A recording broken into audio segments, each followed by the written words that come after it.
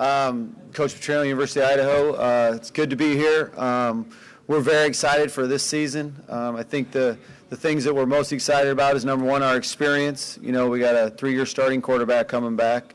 We got 4 offensive linemen coming back that have 82 starts.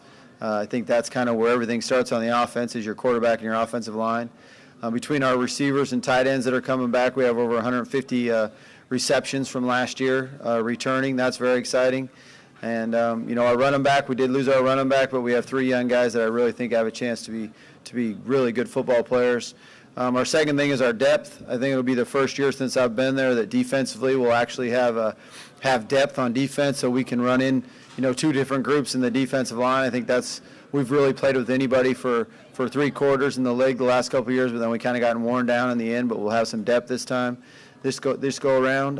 In the secondary, we have 4 starters coming back and some really good guys that were recruited. So there'll be great competition across the board, really good depth across the board, and it's no doubt going to be the best team we've had since I've been there, and we look forward to, you know, our expectations are to go to a bowl game, and if it's anything less than that, then we'll be disappointed, and that's what we expect to do this year.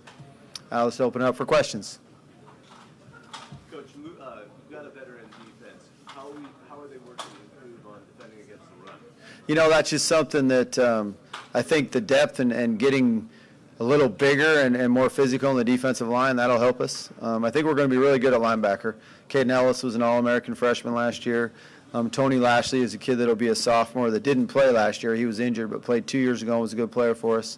Ed Hall is another sophomore. Those are all young linebackers that I think are going to be good players. Up front, Twaney, who's here with me today at the Sunbelt Media Days, is our 3 technique. He's a big kid that's going to help us up front. Glenn Antoine's a kid that played a lot last year. And then we have a couple new players that have came in, and Akeem Coleman and some other player, and Kevin Shelton returning. So I think up front we'll have better players. Our linebackers are going to be good, and we expect to be a lot better against the run. Given the circumstances around the program, is there a lot of, are you able to build off of this is our chance, these next couple of years are a real chance to go to bowling? Or You know, we're not looking that far ahead as a team. As coaches and as players, we're just worried about this year. You know, we're going to take it one game at a time. We're going to control what we can control, and that's improving every day, getting better every day, and going out and playing as hard as we can and making sure that we win 6 or more games so we can go to a bowl game. But we're really not looking past, as coaches and players together we're not. And as a coach with the staff, you have to look past in recruiting and planning for the future. But with our players, we're just worried about this year.